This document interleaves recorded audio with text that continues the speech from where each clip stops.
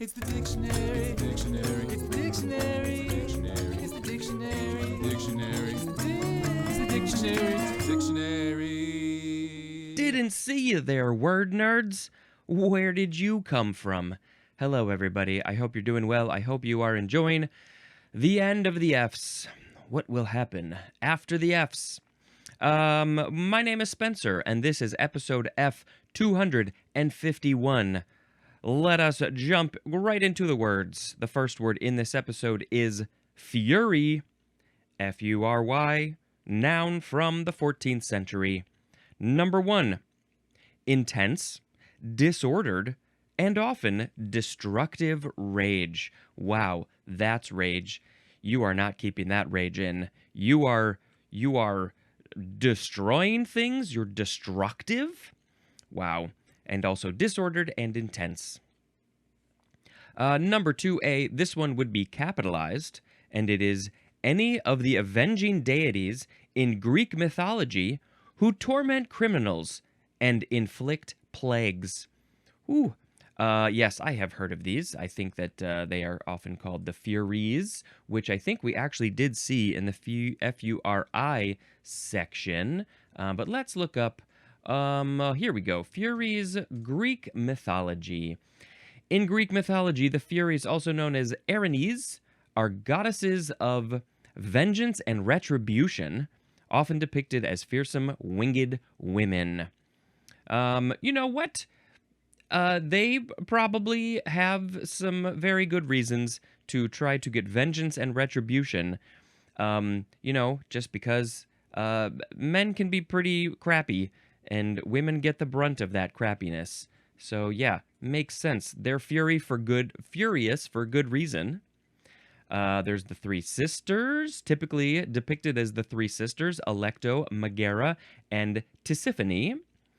Let's see. Fearsome appearance. Don't love this part, I guess, necessarily. Snake-like hair. I know Medusa had snake hair, but that's different, I guess. Bat-like wings. Whips and torches. Embodying their terrifying nature. Yeah, I don't love that they are embodied as terrifying, but the fact that they're mad makes sense. But why? What are they? The Furies are the embodiment of divine retribution, focused on punishing transgressions against the natural order and moral laws. Focused on punishing transgressions against the natural order. So there are, maybe, I don't know, the industry, like I'm just thinking of things in real life. Capitalism, those sorts of things might be going against the natural order and moral laws. Oh, the Furies must be very furious right now. Ugh. I'd hate to be on their receiving end, the receiving end of their whips. Okay, well, those are the Fury. It doesn't say plural there, but sounds like they're but there might be more. There might be more. Let's see. So those were the avenging deities, Greek who torment criminals and inflict plagues. You humans, you're doing a bad job, so we're gonna give you some plagues. 2B, an avenging spirit, just in general. An avenging spirit is a fury. 2C, one who resembles an avenging spirit. Okay, but especially a spiteful woman. She's spiteful. She's angry. She's trying to get revenge, maybe. So she resembles the spirit that is also avenging. I think there needs to be a new Avengers with these types of things. The spirits, the spiteful women, the Furies in the Greek mythology. They are the original Avengers. Number 3 is extreme fierceness or violence. Extreme fierceness or violence. Oh, fun times. Number 4, a state of inspired exaltation. Ooh, this one's different. The synonym is frenzy. A state of inspired exaltation. So, like, you're exalted. Are you happy? But it's inspired. That's a fury? I need a context. Context clues, context situation, a context sentence, please, and thank you. More synonym information at the word anger. Yeah, that makes sense. This is from the Latin furere, which means to rage. And of course, how can you not think of the Hulk? The Hulk goes into a rage. He is always in a fury, in a destructive rage. Yes, he's very destructive. All right, my sound effect. I shall go, let's see. Next we have furze, F-U-R-Z-E. This is a noun from before the 12th century. The synonym is gorse, G-O-R-S-E, and I don't know what that is at all. So I guess we'll have to wait for the G's. Furzy is an adjective. That's F-U-R-Z-Y. Never heard of gorse, never heard of furze or furzy, but we do have some etymology. So this is from the Old English furs, akin to the Russian pire, which means quack grass. I don't know what quack grass is, but I love it. Also from the Greek pyros, which means wheat, but also pyro makes me think of fire, pyromaniac, stuff like that. So, I don't know. Quack grass and wheat and furs and gorse, and I don't know what this is.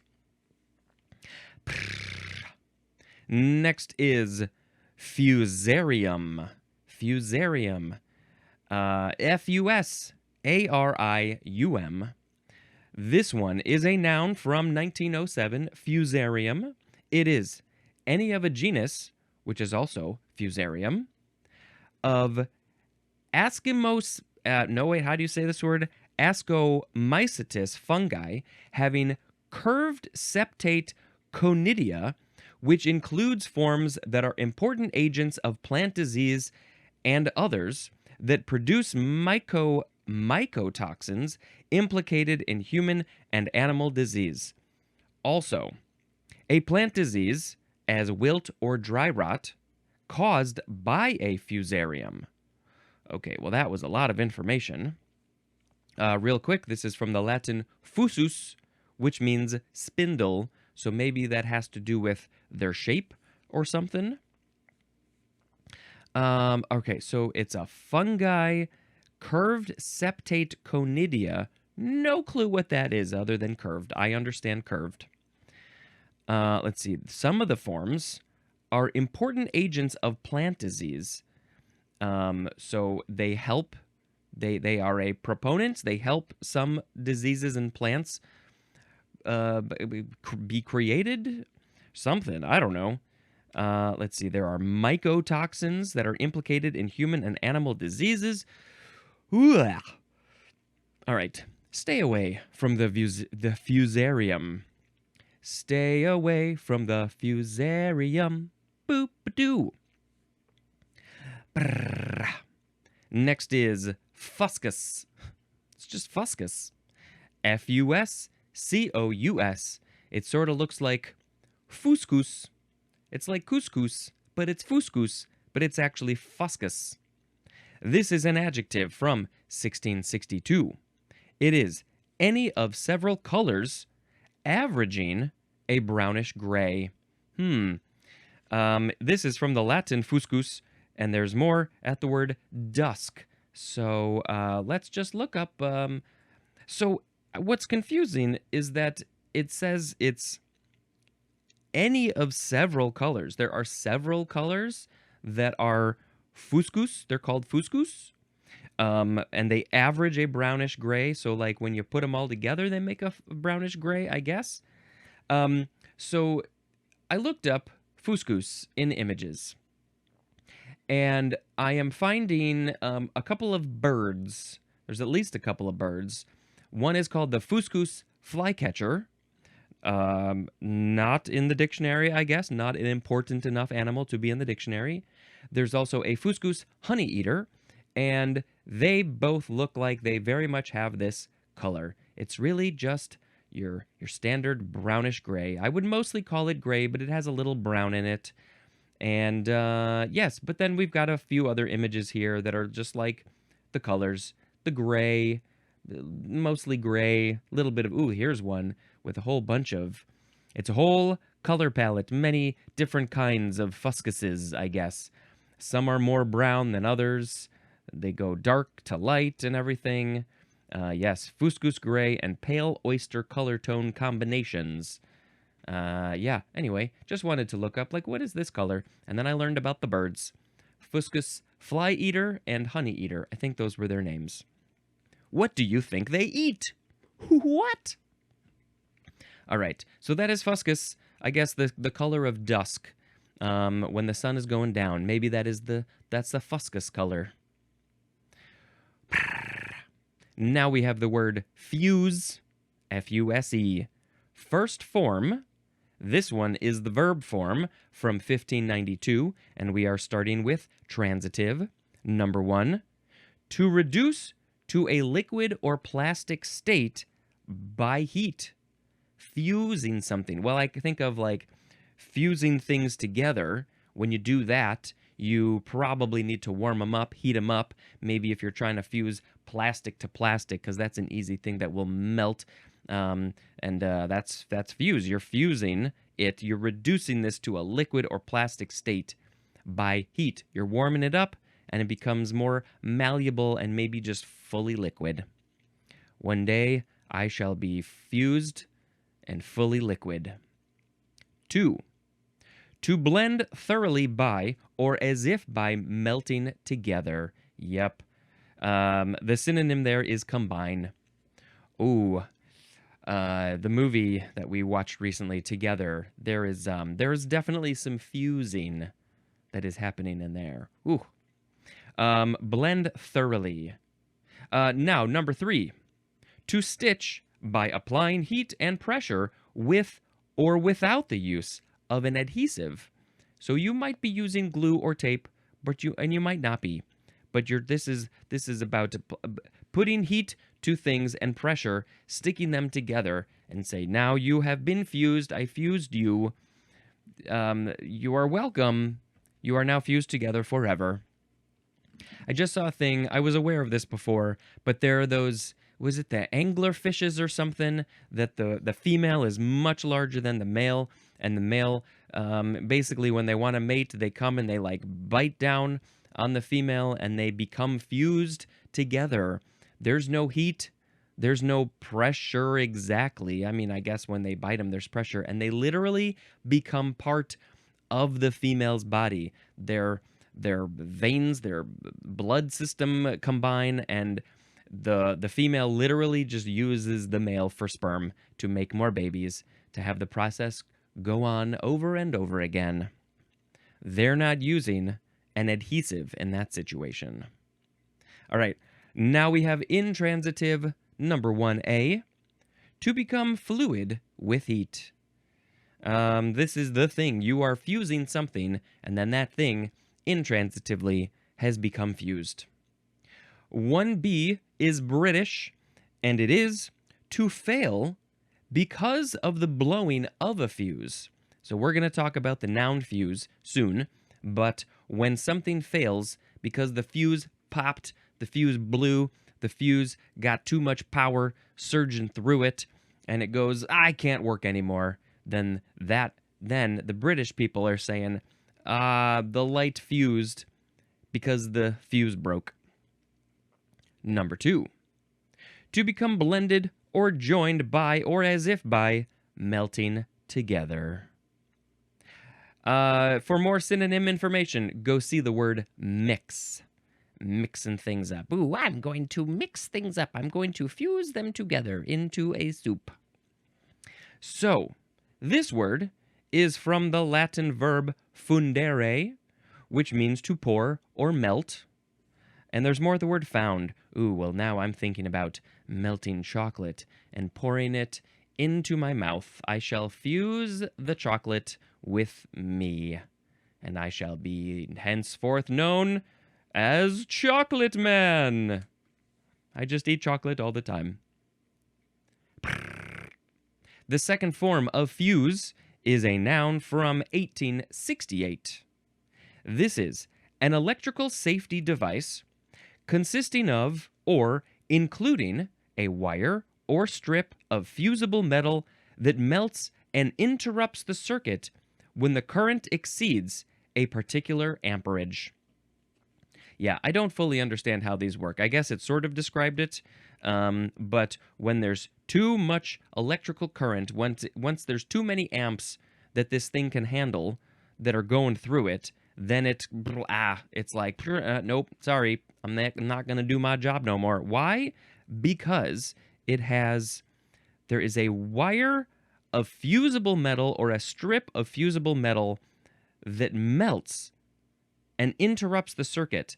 When there's too much going on, this thing melts and it screws up the circuit. It screws up the electricity going through the system. It stops it there. And then you got to go replace the fuse or turn the fuse back on or whatever. And, there's different kinds. I think the older ones, you literally had to replace it because it was unusable anymore. But now, most places these days, you just flip a switch and it comes right back on. So I wonder if those fuses, maybe they don't have a thing that melts. But now we know, I didn't know this, I never thought about this. Now we know that this word fuse is called fuse. This electrical thing is called fuse because it has metal that can fuse, that will melt and fuse to something, melt to something. And that's why it's called a fuse. Did you even know that? I didn't know that. I'm going to tell everybody I know that now I know that. The third form of fuse. This one is a noun from 1644. This is number 1, a continuous train of a combustible substance enclosed in a cord or cable for setting off an explosive charge by transmitting fire to it. Oh, I'm just going to transmit fire to this thing. Let's just transmit it. So let's talk a bit more about this one. It's a train of a combustible substance. There's a whole lot of substance that can be blown up, can be set on fire, burned, and it's all inside of a cord. You keep it all safe together inside of this cord until you transmit fire to it. You light one end of it with some fire, a lighter, a match, a blowtorch, electricity, maybe even something. You're transmitting fire to the end of it, and then it will gradually all burn up because it's combustible, and then eventually it will reach its endpoint where there is an explosive charge. Well, I guess we'll talk about the etymology in a bit, but how I often, when I think of these types of fuses, I often think of either Mission Impossible, because I believe at least for the TV show, the old TV show, I think that the whole theme was about a fuse going, bump, bump, bump, bump, bump, bump, boom, boom, boom. But also cartoons. Cartoons. How many fuses and bombs have we seen in cartoons? I think just a lot, right? Yes. Just light the fuse, you blow up the cartoon. Oh, great, they're a cartoon. They're not really dead.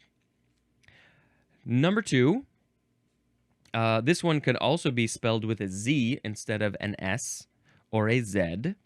This is a mechanical or electrical detonating device for setting off the bursting charge of a projectile, bomb, or torpedo. So obviously it's very similar to the first one, but it's not the literal cord of combustible stuff, I guess. It's the thing that it sort of replaced the cord. We're like, you know what, we don't necessarily need the cord of combustible stuff. We can just set it off in other ways. Set off our bombs in other ways. So this is from the Italian fuso, which means spindle, and we saw spindle earlier from the Latin fusus. So the Latin fusus became the Italian fuso. Would they say fuso in Italian? But also, yes, it also mentions the Latin fusus, but it also says it's of unknown origin. So interesting that we have fuse about heating and mixing and melting, and then we have an electrical thing that's straight from that, But we have a whole different one that seems like it would be connected to heat and melting because it's a combustible thing, but it seems like it's coming from spindle. Is this because you put the cord like around a spindle? Why are we calling this fuse? It's of unknown origin. Somebody's got to know something. Somebody out there, they know something. They know too much. Now we have the fourth form of fuse, and this one is also with a Z, if you like, if you're feeling so inclined and fancy that day. This is a transitive verb from 1802. It is to equip with a fuse, and I believe this one would be about the thing setting off an explosive device. I don't have any of those with me here. I don't think I have ever set... Maybe the only fuses that I have set off, or I have transmitted fire to, would be some fireworks. You know, there's bottle rockets. That's absolutely an explosive device with a fuse. It's not a very long fuse. It's pretty short. But yes, that's got a fuse on it. And, other related similar small and safe fireworky things. I have lit those fuses for sure. I guess you could sort of call a candle, the wick of a candle, you could maybe call it a fuse. It's not setting off an explosive device, but it is a very similar slow-going thing. Wouldn't it be funny if at the very bottom of a candle there was just a little explosive device?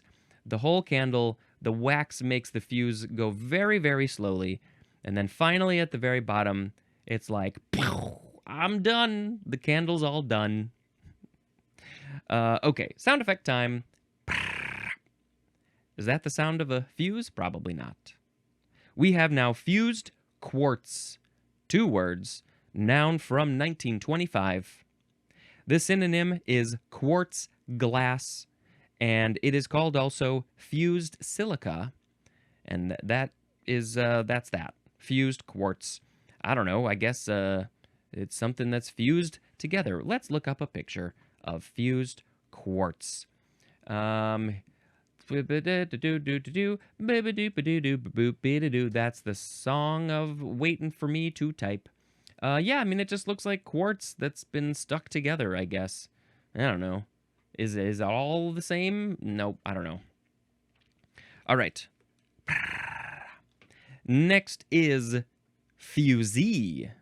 This is spelled F-U-S-E-E, pronounced fusee. Noun from 1622.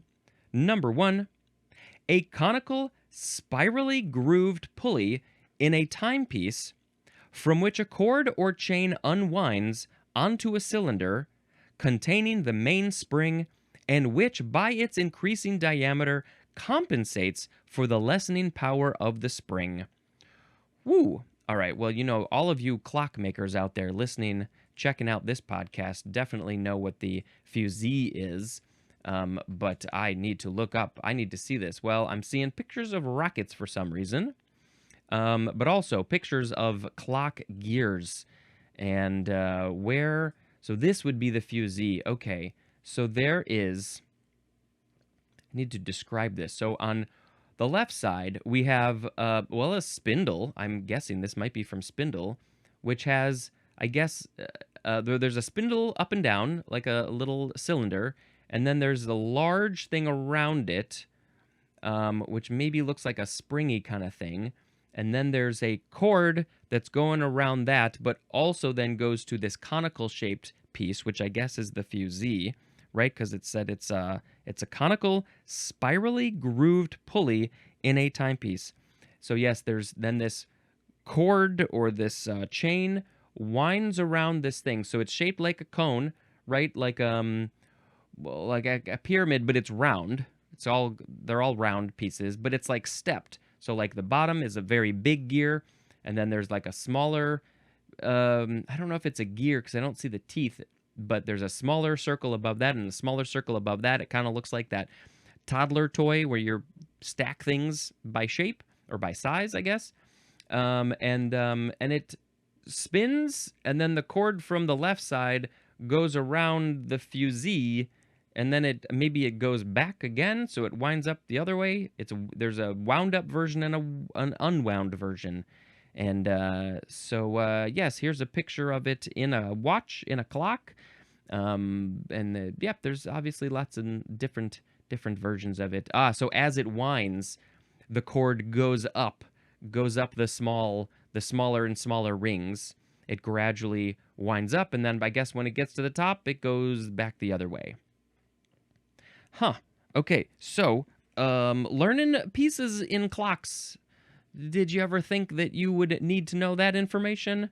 I didn't know.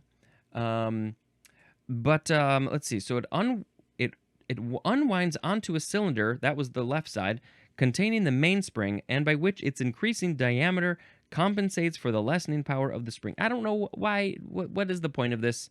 What does it do? If you have any information of like how it affects the clock specifically, I'd like to know. So now we have number 2, which looks pretty different. It's a red signal flare used especially for protecting stalled trains and trucks. And when I looked up images, I did see these red flares in there, and I was like, why is that in here? I also don't understand why I saw rockets in there, but maybe the rockets have a fuse. It would be interesting if, the NASA rockets were set off by a fuse. All right, just light the fuse, and it's just going to go down for a mile because you got to be far away, and then eventually it will hit the rocket and set it off. But this is the red signal flare. Yeah, you see people at nighttime, if they've got a stalled truck, they might light some flares, and put them on the road. When you're leaving maybe a festival, a concert at night of some kind, and there's people there trying to direct traffic, you'll see these flares on the ground in the street, and I guess they are called fusees. Next time you see them, and you can talk to the traffic director person and be like, hey, those are some nice fusees you got there. I'm gonna go home and get some Z's. All right, this word is from the French fuser, which literally is a spindle full of yarn. So, this thing in the clock, I think this is a very direct connection to that, because it's a spindle full of a chain, a cord, a yarn thing. They're like, hey, we're just going to call that our word. We already have a word for a spindle full of yarn. Don't know why you needed a word for that, but you have it. Also, from the old French fus, which means spindle, and of course, the Latin fusus, which we know now means spindle. All right, now moving on to fusilage. It's the word fuse with the word lage, L-A-G-E, but of course we pronounce it fusilage. This is a noun from 1909. It is the central body portion of an aircraft designed to accommodate the crew and the passengers or cargo. And it says to see the airplane illustration. Oh, would it be fun if we go all the way back to the airplane? I mean, I think this is literally, it sounds like, the main body of the plane. Let's look at these. Which number would it be? Back to the plane illustration. I'm looking for fuselage. Here we go. Number 23. It's just pointing to like the main body of the plane, because the definition said the central body portion of an aircraft, and it accommodates the crew and the passengers or the cargo. So yes, you're hanging out in the fuselage when you're traveling on a plane. Next time I'm on a plane, I'm gonna go inside and I'm gonna be like, wow, look at this fuselage. This is the most beautiful fuselage I've ever seen. Are there fuses for me to light while on the plane? No, we don't do that on a plane. Why is it called fuselage? It's kind of an interesting word. It is from the French word fuselage. Of course, I don't know how to pronounce this. Which is spindle-shaped. Yeah, that's pretty much it. So it's shaped like a spindle. Is it because it's long and slender? And that's like a spindle? never once thought about what this word even means. I mean, they don't really use it a whole lot. You hear it now and then. I hear it now and then. But you don't hear it enough for me to be like, what does that word mean exactly? Where did that come from? Now we know it literally is just spindle-shaped. All right, that's it. I don't know. It's just an interesting word with an interesting etymology. Moving on to fusel oil. 2 words. The first word is F-U-S-E-L, and then, yeah, oil. Noun from 1850. This is an acrid, oily liquid occurring in insufficiently distilled alcoholic liquors, consisting chiefly of amyl alcohol and used especially as a source of alcohols and as a solvent. So it's from alcoholic liquors that have been insufficiently distilled. You didn't distill them correctly, maybe not enough, and so then you might get this acrid, oily liquid called a fusel oil. It's got amyl alcohol in it, and it's a source of alcohols and is a solvent. You're like, well, we can't drink it. Don't want to drink it, but maybe we can use it to solve math problems or maybe remove paint. So this is from the German word fusel, which has a capital F, so it makes me think of, is this a location? Is this a person? And it means bad liquor. So, okay, I am very curious about this German word fusel. For what German word fusel, what else are we looking up? Alcohol, I guess. Because I'm so curious about this capital. The German fusel refers to bad liquor or a low-quality alcoholic beverage. Maybe they were like, oh yeah, that's some crappy beer for Oktoberfest. We're gonna call it, that's bad liquor, so we're gonna call it fusel. Specifically describes the higher alcohols, or fusel alcohols, that are produced during fermentation alongside ethanol. These higher alcohols, also known as fusel oils, can contribute to undesirable flavors and aromas in alcoholic beverages. Interesting. Yeah, there's a whole Wikipedia page for this stuff. Interesting. Well, there's a lot to look at, and it's a relatively short page, but yeah, interesting stuff. Bad liquor. The Germans are like, nah, not gonna drink that. But it seems like it has multiple uses, multiple meanings. Okay, now we are gonna move on to fusible. F-U-S-I-B-L-E. Adjective from the 14th century. This is capable of being fused and especially liquefied by heat, as in fusible alloy. And that's like a metal, combination of metals. And so it's fusible because you can put heat to it and it will melt. Like aluminum, I think, melts really easily at like a relatively low temperature. And so then it is fusible. You can melt it a little bit. Here's one alloy and here's another alloy. You melt the edges and you go whack and you stick them together. And you've got fused alloy. Fusibility, that is a noun. And now we shall go to one more last word. It's fusiform. F-U-S-I-F-O-R-M. Adjective from 1746. This is tapering toward each end. The example is fusiform bacteria. So, actually, if we look back in the previous episode, we had fur seal, and there's a picture of a fur seal, and I would say that the fur seal it's a fusiform seal because it tapers at both ends. Thicker in the middle, skinny at the end. And yes, this is from the Latin fusus, which means spindle again. We see spindle again. How many times did we see spindle here? So many times. All right, those were all of the words And now I gotta pick a word. It's gonna be the word of the episode.